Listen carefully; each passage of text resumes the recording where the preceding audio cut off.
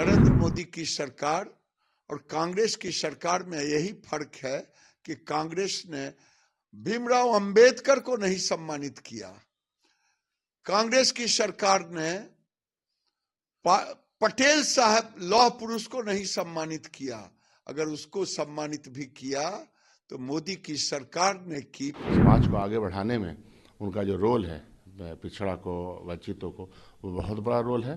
तो हम लोग इसका स्वागत करते हैं। तो भारत रत्न सांकेतिक लगेगा माननीय प्रधानमंत्री जी। देश के ऐसे जो बड़े महानायक हैं उनको पहली बार भारत रत्न या पद्म पुरस्कार जैसी चीजें मिल रही हैं। सर्वप्रथम मैं तो केंद्र सरकार को बिहार की जनता और देश के वंचितों की ओर से मैं इसके लिए धन्यवाद देता हूं, कोटिशः धन्यवाद देता हूं।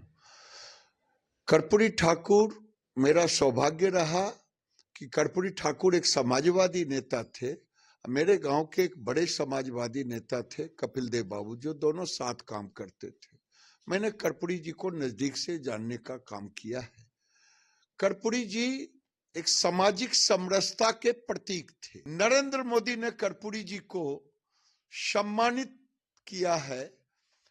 नरेंद्र मोदी की सरकार और कांग्रेस की सरकार में यही फर्क है कि कांग्रेस ने भीमराव अंबेडकर को नहीं सम्मानित किया।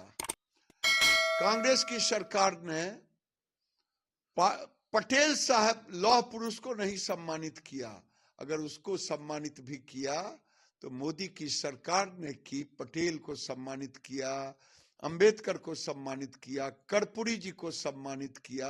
कर्पूरी ठाकुर जी का जो पूरा इतिहास है, जो पूरा कारनामा है और जो पूरा काम है भारतीय समाज के लिए और बिहार के समाज के लिए, वो बहुत बड़ा है।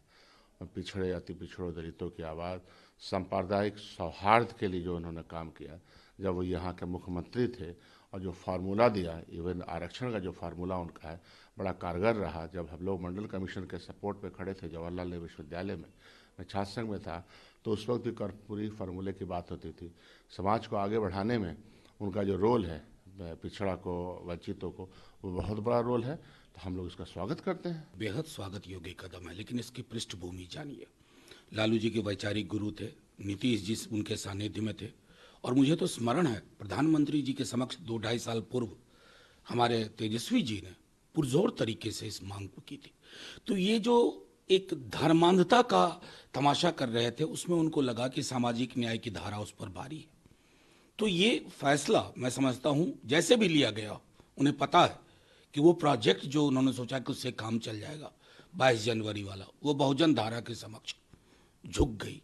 अब इतना ही आग्रह है प्रधानमंत्री जी से कि हमने जातिगत जनगणना करवाई, फिर आरक्षण का दायरा बढ़ाया, इसे 9वीं सूची में शामिल करके वो सही श्रद्धांजलि होगी, नहीं तो भारत रत्न सांकेतिक लगेगा माननीय प्रधानमंत्री जी। गरीबों के, शोषितों के गौरव, अपनी सादगी, शुचिता और ईमानदारी के लिए प्रतिमान बन चुके जननायक कर्पूरी ठाकुर को यह सम्मान आदरणीय प्रधानमंत्री नरेंद्र मोदी जी ने देकर उस श्रृंखला में एक और इतिहास में कीर्तिमान स्थापित किया है कि 2014 के बाद देश के ऐसे जो बड़े महानायक हैं उनको पहली बार भारत रत्न या पद्म पुरस्कार जैसी चीजें मिल रही हैं। कर्पूरी ठाकुर उसी श्रेणी में, उन्हीं महानायकों में से इस देश के, सिर्फ बिहार के नहीं, पिछड़ों, शोषितों के बड़े जननायक थे। उनका व्यक्तित्व इतना बड़ा था कि 2-2 बार मुख्यमंत्री रहने, एक बार उप मुख्यमंत्री रहने, और एक बार छोड़कर कभी वो चुनाव नहीं हारे आजाद भारत में। नमस्कार, मैं हूं मानक गुप्ता।